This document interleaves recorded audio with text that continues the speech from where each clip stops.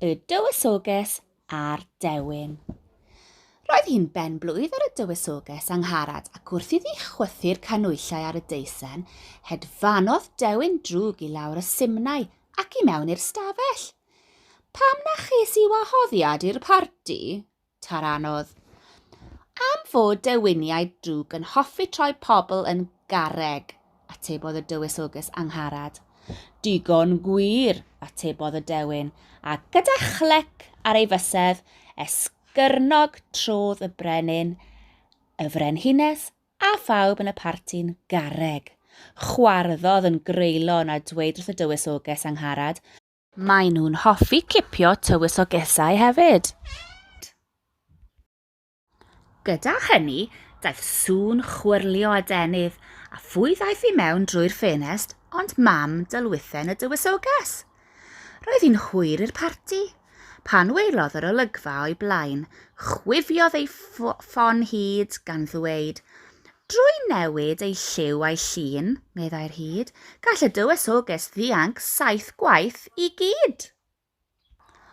Ond wnaeth y Dewin ddim byd ond chwerthin yn greulon a dweud, newid ei lliw a'i llun drwy'r dydd, ni fydd y Dywysoges fyth mwy yn rhydd. Yna, gyda chlec ar ei fysedd esgyrnog, trodd y fam dylwythen yn garreg. Bachodd y Dewin y Dywysoges a'i dwyn i'r simnau a'i chario i ffwrdd i'w gastell tywyll. Taflodd hi'r seler a chloi'r drws, a dyna lle bu hi'n crio nes iddi fynd i gysgu. Fore tranoedd, roedd hi'n ddydd llun, a gorodd y Dewin ddrws y seler. Yn ei law roedd llyfr mawr coch ac yn hwnnw roedd ei holl hyd a lledrith. Dyma dy gyfle cyntaf di i ddianc, meddai. Fe fyddaf i'n cyfrif hyd at 100 ac yna byddaf yn dod i chwilio amdana ti. Agorodd ei lyfr a chan gau ei lygaid, dechreuodd gyfrif. Rhedodd Angharad tu fas, disgleiriau'r ffos y castell yn las o dan yr awyr las, neidiodd i'r dŵr a throi ei hunan yn bysgodyn glas. 98, 99, 100, agorodd y Dewin ei lygaid, edrych yn ei lyfr hyd y lledrith a darllen, mwyn dod o hyd i Angharad tu fas, edrycha yn y pwll am bysgodyn glas. Cododd Angharad o'r ffos a'i chipio i'w gegin, oedd yn llawn llestri a sosbenni glas, roedd ôl bwyd wedi sychu'n grimp arnyn nhw. Rwyt ti'n hoffi glas, wyt ti, meddai, os felly dechreuai olchi, ac aeth allan gan gloi'r drws yn dyn. Fore Mawrth agorodd y Dewin ddrws y gegin, edrychodd ar y llestri a'r sosbenni glân a rhio. Cyfle rhif 2, meddai. Agorodd ei lyfr, cau ei lygaid a dechrau cyfri. Rhedodd Angharad i fiarth y fferm, trodd ei hun yn giw bach melyn a chuddio yn y gwellt. Ond darllenodd y Dewin yn ei lyfr. Mewn pentwr y wellt, gyda'r ciwion man, mae Angharad felen yn canu ei chan. Cydiodd yn Angharad a mynd â hi i gwbwrdd oedd yn llawn sanau melyn. Roedd twll ym mhob hosan gan fod ewinedd traed y Dewin mor finiog. Rwyt ti'n hoffi melyn, wyt ti? Meddai. Os felly, dechreuai winio'r tyllau a chlodd y drws yn dyn. Fore dydd Mercher, agorodd y Dewin ddrws y cwpwrdd, edrych ar y sanau wedi trwsio a rhio. Cyfle rhif 3, meddai, agorodd ei lyfr, cau ei lygaid a dechrau cyfrif. Rhedodd Angharad i'r ddôl, trodd ei hun yn sioncyn y gwair a chuddio rhwng y glaswellt, ond darllenodd y Dewin yn ei lyfr.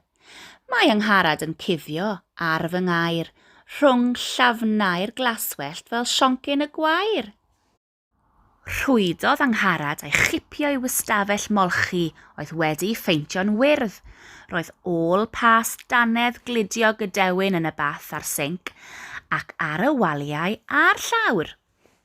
Rwyt ti'n hoffi gwyrdd wyt ti? Meddai, os felly dechreua lanhau a chlodd y drws yn dyn. Ac felly y bu am dridiau, bob dydd byddai'r dywysoges yn ceisio dianc. Dydd Iau trodd ei hun yn llwynog coch a chuddio mewn pentwr o ddail coch. Ddydd Gwener trodd ei hun yn iar fach yr haf borffor a hedfan i ganol y blodau porffor. Ddydd Sadwrn trodd ei hun yn gath ddu a chuddio'n llechwraidd mewn twnnel du. Ond bob tro byddai Dewin yn dod o hyd iddi ac yn rhoi mwy a mwy o waith iddi. Bore dydd Sul, daeth y Dewin i'r to lle roedd Angharad wedi bod yn sgwrio'r huddigl o'r simniau du. Yn lle rhio, chwarddodd yn greulon. Dyma dy gyfle olaf di, meddai. Os ddala i di'r tro hwn, bydd yn rhaid i ti aros a gweithio i fi am weddill dy fywyd. Yna agorodd ei lyfr, cael ei lygaid a dechrau cyfri. Trodd y dywysoges Angharad ei hun yn wylan wen a hedfan fri gwmwl. Ond, wrth iddi hofran uwch ben y to lle roedd y Dewin yn dal i gyfrif, gwelodd Angharad eiriau'n ffurfio ar ei lyfr agored. Felly dyna sut mae e'n dod o hyd i fi, gwichiodd. Fyddai i byth yn gallu dianc. Yna cafodd syniad, trodd ei hun yn dudalen ar lyfr y Dewin.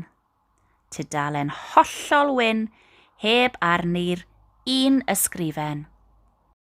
98, 99, 100. Gorffennodd y Dewin gyfri a dechrau darllen ei lyfr.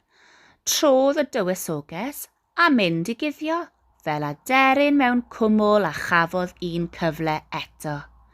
A dyna ddiwedd y dudalen, trodd y Dewin ei ddarllen mwy, ond doedd dim mwy.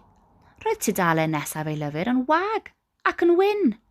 Collodd ei dymer yn rhacs.